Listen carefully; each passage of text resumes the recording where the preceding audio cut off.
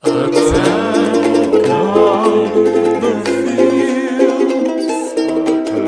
Attack of the Fields. Attack of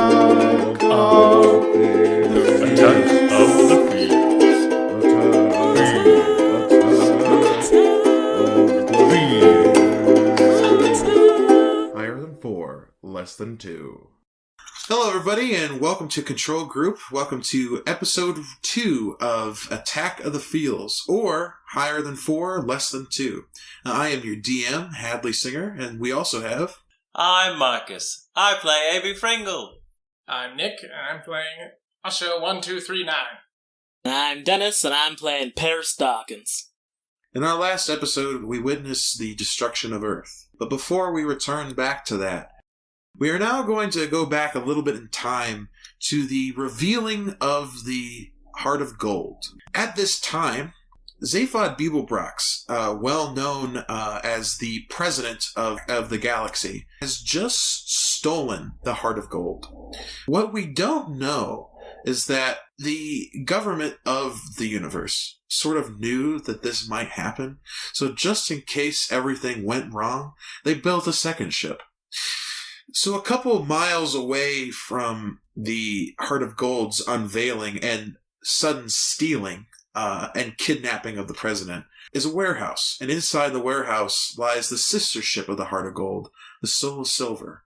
We pan out and notice that within the shrubbery and bushes of this planet, A.B. Fringle and Usher 1239 seem to be hiding out in the bush. Usher's not covered by the bush, but he's still pretending to be behind it. Wow. Have you ever seen a ship like that? I do not understand this logic. Why are we out in this bush? I just wanted to see the ship. It's a brand new ship, and I've flown a lot of ships, you know, and I heard about this one, and I think it sounded nice. I do not know such things. I will follow your lead, A.B. You'll notice that behind them is like a tiny ship that definitely crashed because it couldn't stand the weight of Usher 1239, and it's definitely still in flames. Oh, our ship's gone too. Oh, that's weird. You were unconscious after we landed. Oh, well, it's okay. We'll just stay here for a while. Shall I exterminate? I don't know who. Life forms? Do we see anybody? Yeah, so there's just like one guy just like hanging out in front of the thing. He's listening to some space radio. He's just hanging out. He's not much of a guard. Tell me, A.B. Fringle, do we want this ship? Have I said that correctly? Yeah, I'd like to see what's inside at least. Then we shall. Usher's gonna go march towards the guard. The guard's gonna look up and go, "What's all this then?" Extraterrestrial humanoid contamination harvester unit. Usher 1239. He's gonna turn around and press a button on the warehouse side, and the door opens, and it's like that classic scene of like the door opens and there's like a bunch of guards, like I'm talking about hundreds, like playing cards and like drinking and shit, like right in front of the Soul of Silver. I want to press the button and close the door with my one arm. It's really long. He closes the door and the guard looks up at him and says, "You never get in this ship." What? Usher, once a Echu unit has begun its campaign, it shall never be stopped. Oh no. This Ashu unit I found wants to destroy your entire planet. Oh It no. is my prime directive. We'll have to do something about that, right, Mr. Person? Echu, I want you to roll for feelings right now to see if you scare this guy. So are you prepared to scare this guy? I don't know if Echuya knows what scare is. I don't think he... It's just part of his job, you know? All right, so we'll say he's not prepared, but he's definitely an expert. Yes. So, and then AB, are you going to want to help him? Yeah, I'll help him. How are you going to help him? Well, so what I just said, I'm trying to get him to really see, Care about his own life. really see Usher as a threat, scare him, but also like I want to try and convince him to let me take Usher somewhere else or something, basically. All right, then I want you to go ahead and roll 3d6, Usher 1, 2, 3, 9. Affirmative. 6, 4, 2. So I got 1 success. Or 2 success. You got 1 success. Oh no, you got laser feelings. Yay. You scare this guy so much that not only does he shit himself, because not only does he start to realize you are in a chew unit, he starts to realize what your purpose used to be. He drops his stun gun and like he just hands it to AB Fringle. Okay, I'll take the gun. I'll say, "Oh no, it's okay. Relax. Look, I just would love to see the inside of the ship. Would you mind if we just walked inside for a couple of minutes?" Usher picks up the guard. Are you going to push the button? Is there any other way around, or do I just have to go through the hallway with all the guards? So you start to notice that the warehouse is pretty large, and so you might be able to go through the back entrance. You want to see if there's a back entrance? Let's do that. All right, so you go to the back entrance I still and you have the notice. guards in my head. What, AB? What is my directive? Oh, no, just leave him. He's okay. I do not know what okay is, but I will follow your lead, AB Fringle. And I set the guard down. I'll follow AB.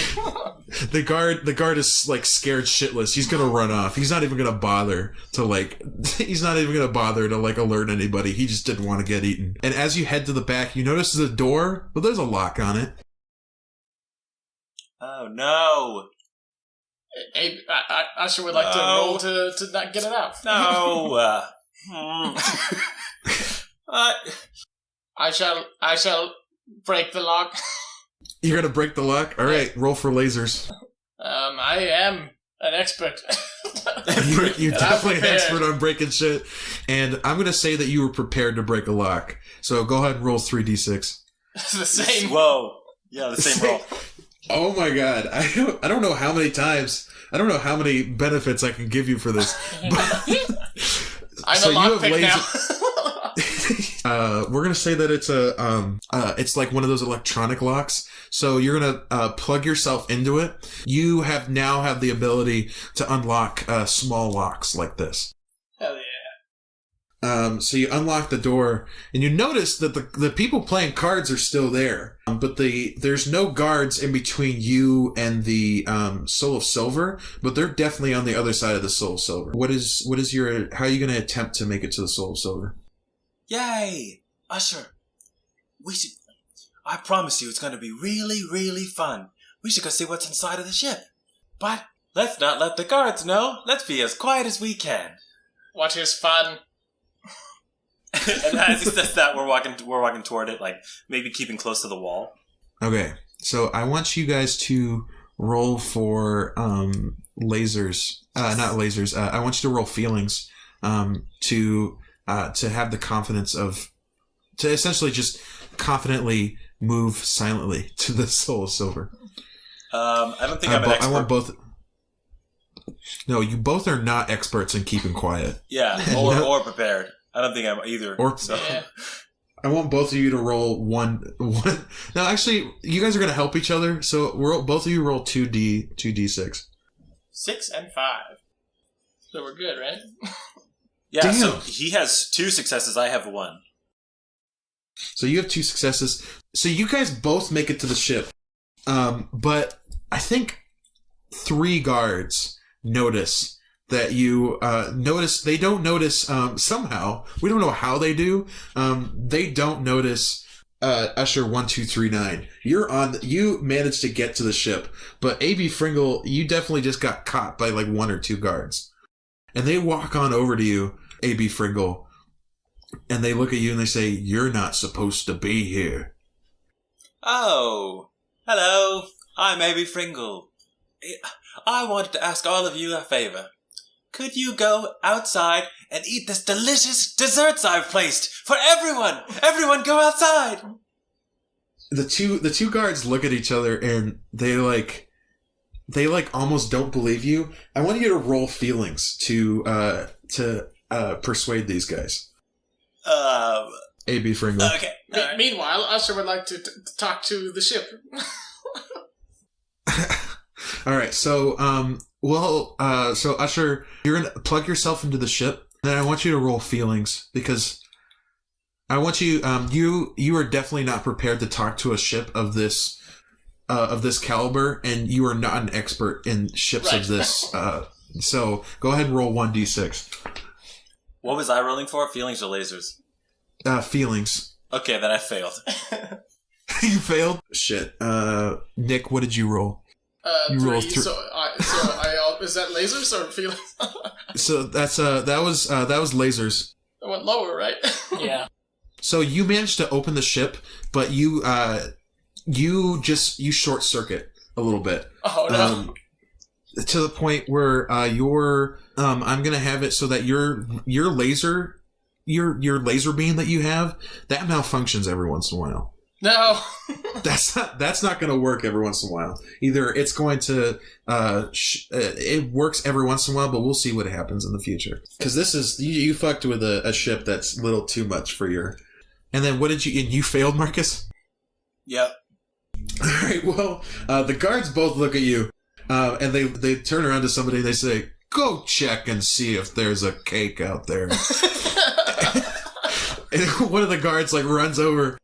He looks over and he says, "No, sir, he's lying." And the two guards look over at you and they point their stun guns at you.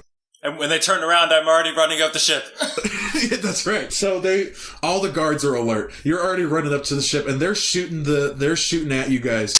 But you're walking up, and as you make it onto the little staircase that goes up, you get shot and you get stunned on the on the staircase. But you can still kind of talk, but you can't move. I was just trying to talk to the ship to see if what fun is. Usher! Usher! So, since you kind of got it, you got it to open the door, but you couldn't get the ship to talk to you. Oh. That you couldn't speak to it, but you did get the staircase open. Well, I guess he's gonna go back and try to find AB then. AB, I am having fun. Oh, really? That's nice. That makes me really happy. You are immobilized? Yes, I've been really injured. In fact, I'm stunned. I'd like to remind you guys that there are, I'd have to say, hundreds of guards coming after you with stun guns. Well, Usher would like to grab AB and bring him into the ship. And then as the All right. door slides closed, it makes that nice sigh. And I'm like, oh, you know what? This is nice. I like it. So you've now... Usher, let's take it. So as you guys are moving up to the, or trying to find the bridge, you just hear a bunch of knocking behind you. Like a bunch of knocks on the door going, "Come on, let us in. You know you're not supposed to be in there." I guess Usher would like to permanently lock the door if he can. All right, let's roll for lasers because you're definitely not prepared for this, and you're not an expert because this is high grade technology. What is the stun? What does that involve? Can I still walk or? No, so you're frozen, but you can talk. Okay. How long does it last? Is it over? Or? No, it's gonna last a couple more minutes. Okay. So I think I failed, so I got a 5. You failed? Oh shit. Well, you don't you don't lock the door, but you notice that there are pieces of furniture around in the room, and the little I guess we call it cargo bay. Okay. Usher is going to set AB down on the floor. Say, the ship's technology perhaps too advanced for Usher 1239. And then I was going to pick up the couches and start putting them in front of the door. All right. So I was making a barricade. perfect. So you got a barricade. They open the door, but they're like, "Oh no, large couches. We're too weak to pick up." So as this is happening, A.B. Fringle has started to unstun, and he's beginning to crawl towards the bridge. And he manages to get to the bridge. A.B. Fringle, what are you gonna do?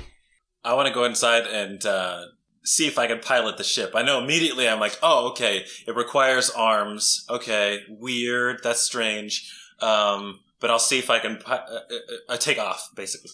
As you're trying to figure that out, a large, happy voice comes over the speakers. "Hi, I'm Freddy, your onboard computer. How can I help you today, trespasser?" Hello, Freddy. I'm A.B. Fringle. "Hello, A.B. Fringle. I would like to commandeer your ship." Commandeer our ship. Just to let you know, that is super illegal, but I'm glad to help."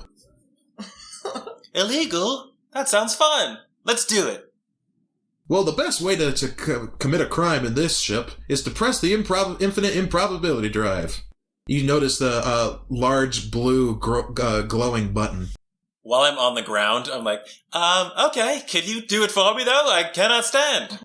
"I'm sorry, I can't do that. But if you manage to crawl over here a little bit, you might be able to headbutt it."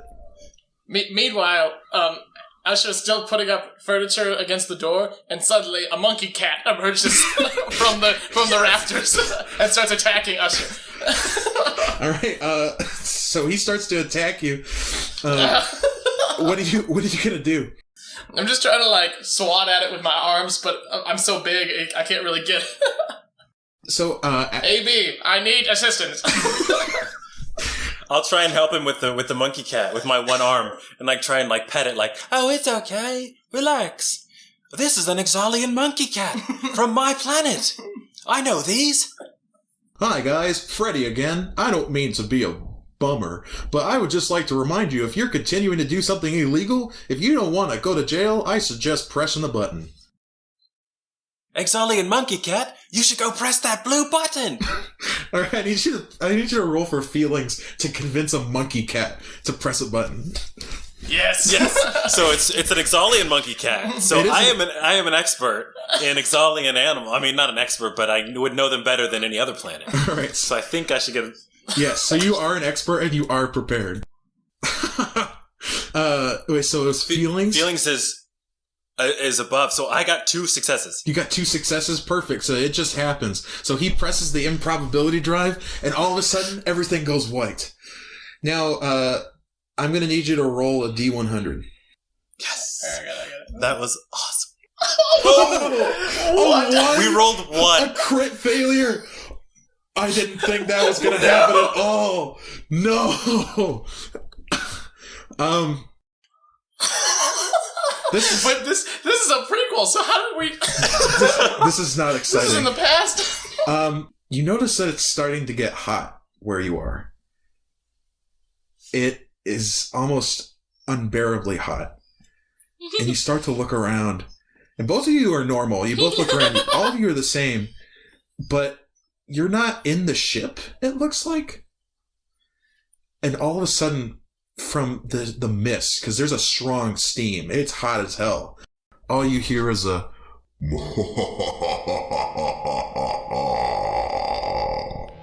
Usher 1239 would like to make your acquaintance. It's nice and warm in here. I like it. All of a sudden, you start hearing a boom, boom, boom. Who dare enter my realm? Hello. I am Usher 1239 of the Extraterrestrial Humanoid Contamination Harvester Unit Corps. I'm on the ground. I was stunned. Oh, well, I feel better now. Suddenly, you hear Freddy say, "Normality, 943,442 to 1. And as that happens, you see a giant red hoof just plant itself right in front of you. And then another red hoof plants itself in front of you. I will always remember you, A.B. Fringle. And then suddenly you see a large, gigantic, hairy man with horns on top of his head. And he looks at you and he says, How did you make it here? Wow. You got such pretty fur. would you like to consult the guide? Yeah, I can reach my Hitchhiker's Guide? Yes, you can definitely do that. Shall I exterminate? Sweet, I want to read it. If you want to attempt to exterminate this, you can. I don't know as a DM how I will get you out of this. Okay, so I don't know what... Usher's just gonna ready his weapons, so we see his array of weapons that he's capable of having. He undoes his claw hands, and now they're cannons. And there's a bunch of other appendages sticking out of his back now. I don't know what to search in the Hitchhiker's Guide, so I'm gonna ask. Oh, hey, by the way, what's your name? You do not know me. Harbinger of darkness. Hell from below. I am Lucifer. Okay, so I'm gonna type in there, Harbinger of Darkness, Hell from Below, I am Lucifer. As he's saying all of that into the I'm Hitchhiker's going to Guide. need you to roll for lasers right now. Are you prepared? I am prepared. I brought this with me, and I'm prepared, so I'll do 2d6. And you're definitely not an expert. Lasers, you got? For lasers, yeah, I got 2 successes. All right. You look into the guide, and the guide says this about what you have found. Satan, otherwise known as the fallen angel, may be a number of things, but many people like to call them their step-parents. Any way to defeat Satan is absolutely impossible. You might try saying some nice things about him. My specialty. So I'll look up to him and I'll say, Whoa, I really love your horns. By the way, I'm completely fine with you marrying one of my parents, or both, that's fine. I have recently learned to emote what some would call feelings, and therefore, to that end, I am experiencing your presence and have registered it as good. Wow, what a compliment. Wow. You're so nice, Usher. So Satan looks at you and he goes, I've never gotten a compliment before. and that's when we're gonna cut. We're gonna cut right there, and we're gonna cut back to present day. The Earth is just blown up in the back window of the Soul of Silver. Paris Dawkin has just found this. Paris, what do you have to say? Hey, where'd the Earth go? Oh. So, what was your name, Mr. Human Being? Yeah, sorry, my name's Paris Dawkins. Where'd the Earth go? Mr. Paris Dawkins, Human Being? Well, I think the Earth has been, completely and utterly destroyed in order to make way for a hyperspace bypass. But, you gotta build bypasses. Such is the way of the Vogons, a highly efficient race, deemed more efficient than my own. Paris is gonna try to crawl into Usher's capture unit. A.B. Fringle, is the humanoid giving me a hug? Nope, I don't want to be the last I think human. so. I don't want to be the last human, y'all. I'm just gonna... I shall reciprocate, and Usher will grab Paris and shake him. And I'll... I have seen images of a hug, and this is the first step of many. I'll put my one hand from my one arm on his face. Just press it there. On his, eyes. Alright. There. We shall exchange pleasantries, Mr. Paris Dawkins. I am Usher 1239, an HU unit. Bless you. We shall discuss things. We shall discuss similarities between us. For instance, have you ever met Lucifer? That was weird. No, thank you so much for the comfort, as he's gonna break away from the hug, and AB's hand just on his face. We shall find other similarities. As he's gonna walk over to, like, just a bit of the ship by himself, and he's gonna pull out the picture of his adoptive parents and just kind of look at it sad. Usher 1239 registers this emotion. Usher 1239 is also uncomfortable with change. A.B. Fringle, on the other hand, is most comfortable with change. I like this ship. And I do believe that he is the most capable in changing one's perceptions. Perhaps you shall find this as well, Mr. Paris Dawkins. Tell us, what are your proficiencies? Well, I did varsity in college, but that was just track and field. Define this word, varsity. Is it a kind of combat? It's like a rank, I guess you would say. Oh, I see. It seems the human being is some sort of high-ranking official. Dennis, I want you to roll for feelings right now to see if you convince them whether or not you are of a high status. Hey there, this is Nick from Control Group. Thank you so much for listening to our incredibly professional and concise productions. While you're listening, we'd appreciate it if you took the time to give us a review, and I'd personally become your new best friend if you shared our podcast with your friends and family. You can follow all of our releases on social media at Control Group Pod. Oh shoot, I think it's back on. Let's get back to listening. I'm not prepared for this lie. I think it was just off the cuff. Since Paris is just kind of realizing that he's in front of an alien and a robot now. And I don't think I'm an expert at lying either, actually. No, so we'll just give you 1d6 for this, but we'll see what happens. Alright, I rolled a 5. So that's a failure. so in that, AB, you start to realize that I think he's talking about, like, sports and not of, like, social class, like class status. Like social status, he's not like a leader of any kind. Oh, no. This has to do with the human ritual they were doing when we first walked in. The combat?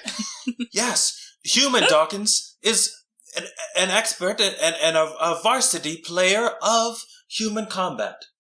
Recreation? Yes.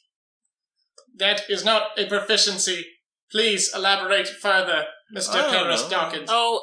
Could be fun. Well, I am, like I mentioned before, I am a licensed therapist, so if you guys got any feelings you need worked out, I can help you with that, as he's, like, slowly backing away from them.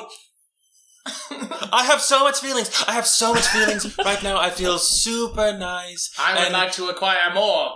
And it feels really just pleasant being here with both of you. Alright, we and can work with that. Feelings are not required for a ship's engineer. That is what my proficiency is, engineer. Mr. A.B. Frinkle is the pilot, and the monkey cat is a nuisance. If I ever have any confusion about what my feelings are, I just walk over here, and I'll walk out of the door and then back into it again, so the door just opens and closes again. So, a little bit of table talk here. Something that I'm starting to notice is that both of you revere Paris highly because he has control over something that you either have too much of or not enough. Oh, yeah. So, as all of this is happening, you start to hear a ping on the front screen, and Freddy comes on and says, "Hello, gang. This is Freddy, your onboard computer." Evening, Freddy. Hello, Freddy. Would you like to share similarities? Hello. Have you met Lucifer? I was there. I, in fact, helped you get out of that. If it wasn't for my help, you guys probably would have been damned. Then we are friends. I see that we have a new guest Freddy on board. Yeah, hello. Oh, silly me. Freddy, this is Paris Dawkins, a human being. Paris Dawkins, why don't you tell me a little bit about yourself? My name is Paris Dawkins. I'm from Toronto, Canada. What's going on? Don't you worry, Paris. We're going to take good care of you. Mind starting to tell me what your favorite beverage is? I like a nice classic Coke. Classic Coke. Does not register, but I will do the best I can. And all of a sudden you hear a whirring in like another room, like downstairs. I've just created another room for you to sleep in, and a bunch of Coke as much as you want for the rest of your life. I'll go grab the drink and bring it up to him. You're gonna love this. Taste it. Probably. I don't know. Paris is gonna take a sip, and then his face is gonna kind of sour. It's diet, but I'll take it, thank you. That's okay. Oh, and by the way, gang, we're getting a message. And the screen is going to open up, and all of a sudden you see the ugliest face you've ever seen in your entire life. And it's Vogon Frumpf. And he looks at you guys and he says, "To the soul of silver, please stop it." Captain Fringle, we have a message. Okay. If you continue to use your infinite improbability drive, we are going to have to sign another warrant to come get you. We are already up to 2. Let's do it. Sign it now. Captain Fringle, perhaps we should ask our guest what he would like. Oh, yes. Oh, I'm so sorry. That is what I have learned of customs, at least. Am I saying this correctly? Mr. Human Being. Should we have them sign the warrant? Vogon Jeltz looks behind both of you and notices that he's picked up a human, and he looks at him and he goes, "Oh, I see you've picked up a native." He seems nice. Hi, I'm Paris Dawkins. What's going on? Unfortunately, harboring a prisoner of war is yet another offense. We believe that the Vogon destruction of Earth was due to contract, not to extermination. Please confirm. I said too much. and then the message goes dark, and then you guys notice behind you, especially Paris. You turn around and you notice the giant block that you saw earlier. Captain, the message has been terminated. Oh, I kind of miss him. All right, well, let's get out of here. Mr. Human Being, I'm sorry about your planet, but we could show you a new one. Okay.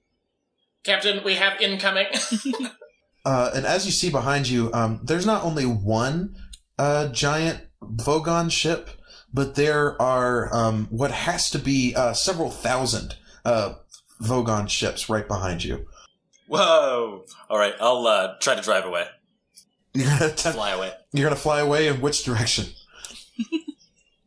Away from the fleet. Down. Down? Oh, yeah, down. Yeah, they never go down. Yeah. Let's do that. All right, so I want you to roll for lasers right now. Okay. I think I'm an expert and prepared.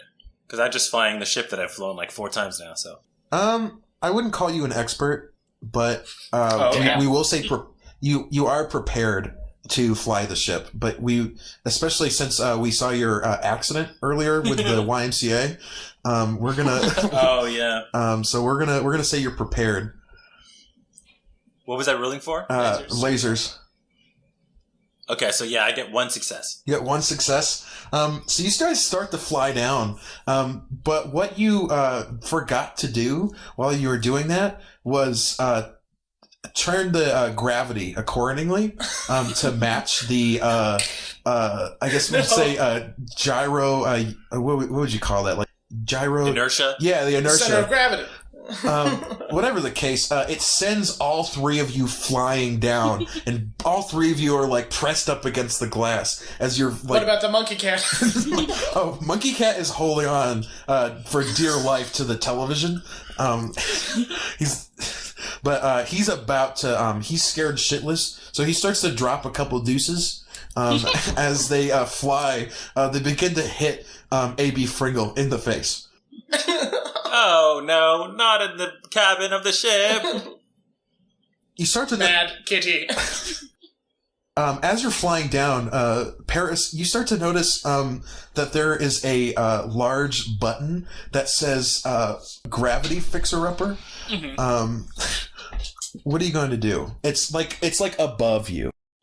Yeah, Paris is gonna use all of his strength and blaxploitation kung fu ki to try to stand up and hit the button. All right, so we're doing kung fu again. Now that you did it last time, you're not a master, but you remember. So Okay. we're gonna say that you're prepared for this one. So you get to roll 2d6. Wonderful. Alright, I got a 6 and a 2. Which so that was feelings. So that's one success. Yep. So you managed to get to the button, but so you're climbing up the. Actually, no. I want you to tell me how you climb up there. I think it's on the other side of them, so he begins crawling over AB, who's just like a little bump, and then he tries to climb over Usher, and that's his biggest hurdle, is trying to get up on top of Usher to reach the button. And as you're doing that, you're climbing over Usher. Usher doesn't like being touched, so he kind of like I starts. do not appreciate change. This much change is alarming. So he starts to like swat at you, and he definitely like knocks you in the head a little bit. One of my claws retracts and it becomes a chainsaw. But you do manage to push the button, and as you push the button, all through, like the ship, it's almost like you feel it like spin, and then you guys, all three of you, fall flat on your ass, like on the floor. Alright, Oh, now can we get out of here? yes, you know what? Mr. Human Being, I believe it's almost time for your human time frame of 3 p.m. Let's go for a swim! And I'll go to the nearest, water planet. Go to the nearest planet. So you're like a couple light years away. You're a couple millions of miles away from Earth right now. Closest one is Mars. So you haven't made it very far. So you could choose to go to Mars, or you could do hyperspace if you would like. Or you can press the improbability drive again, but remember there are Let's do consequences. I think Paris is gonna see the same blue button that the gravity one was, and just be like, what if we just press this one? Alright, you press it? Paris, no. I love pressing that one. I do not advise. Alright, Paris, I want you to roll a D100, please. I got a 74. We've gotten 73, 1, and 74. Very weird rolls. Alright, you start to see the world around you starts to shift, and then all of a sudden, it's white. All three of you, wake up, but you can't wake up in the state that you are right now. It's, impossible to wake up. You're just conscious. You're aware of being aware. And you don't really notice anything, but you realize that you guys' temperature is hot. You're warm, and you fit inside of a bowl. And you try to you guys remember how to move things, but as you attempt to move things, you realize you can't move anything. And the more you sit there in this bowl, the more you realize all three of you have turned into some space galactic soup inside the kitchen of what would be called a nuclear family on Earth, is just inside a different home on a different planet. And you three have realized that you are 3 bowls of soup on a table. And then you hear a little alien go, "Mummy, mummy, mummy, is it time for soup?" It most certainly is not time for soup. It is time to leave this incredibly confusing place. Whoa! I taste delicious! as Paris's bowl of soup just begins shaking errantly. Asha 1239 knows nothing of taste. Suddenly, This isn't what I meant when I said we'd go for a swim. the little alien child, like, you guys, she heard your voices, and she's like, ah! Oh no! Mommy, the soup is talking! Ah! Oh no! Usher, the child is talking. Shall I harvest it? Okay. I was just gonna attempt to move as the soup. So I want you to see, you can't move, but if you would like, you could roll for feelings and convince the girl to not eat you guys. If you would like. I want to assault the girl. I want to swirl around. Okay, so I'll allow it. See, you roll around and like you could. It's like when like a cup. Like when a quarter falls on the ground and it starts to spin. It starts to spin like slowly, and all of a sudden, the soup that is known as Usher 1239 pours out onto the floor, and it like hits this girl's tentacle because she's definitely got tentacles for feet, and she goes, "Ah, mommy, my soup burned me." And then from upstairs you hear, "Well, darling, if you didn't eat it too quickly, I put it out on the table so that it wouldn't burn you." She said, "No, Mummy, the soup came out of the bowl." Freddy, what probability are we at? Oh, good question, gang. And you notice there's like a small bowl of soup like over in the corner of the table, and that's Freddy. Along with a Space Monkey Cat. Space Monkey Cat is a cracker for the soup. Oh no! And Freddy goes, "Well, it's quite a coincidence, gang, because we're just about to normality." And then it goes from 1 to 1, and you hear Freddy say, "It goes from 1 to 1." Sorry. And you hear Freddy say, "We have normality. Anything that is not normal is not my problem." As Paris just begins spitting up clam chowder. I have been to so many planets and I've experienced a lot of things, but that one might take the cake. That was pretty interesting. Asha 1239 no longer wishes to be alive. Okay. I'm going to power down. As Usher 1239 powers down, AB, you notice at the window, you notice a familiar planet. It's not your home planet, but it's a planet that you've definitely visited before. Okay, what is it? The planet's name is Una.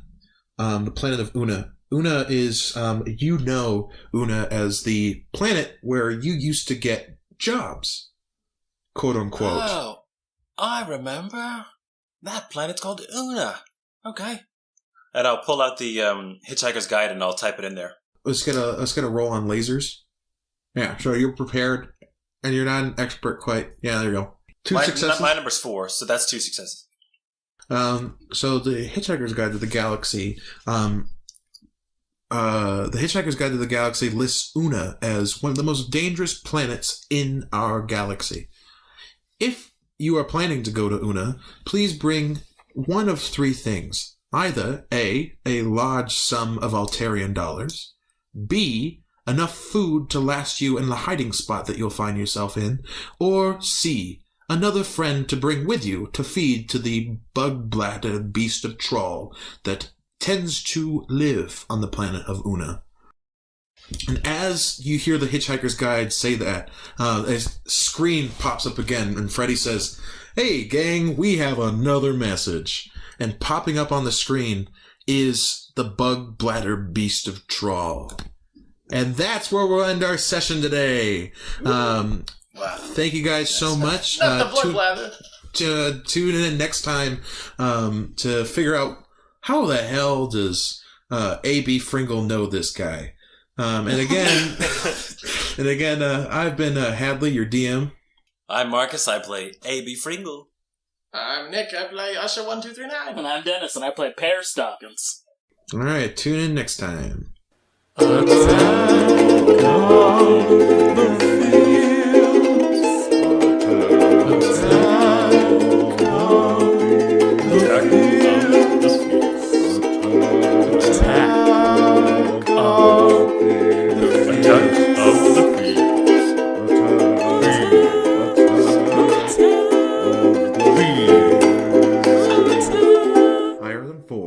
less than 2.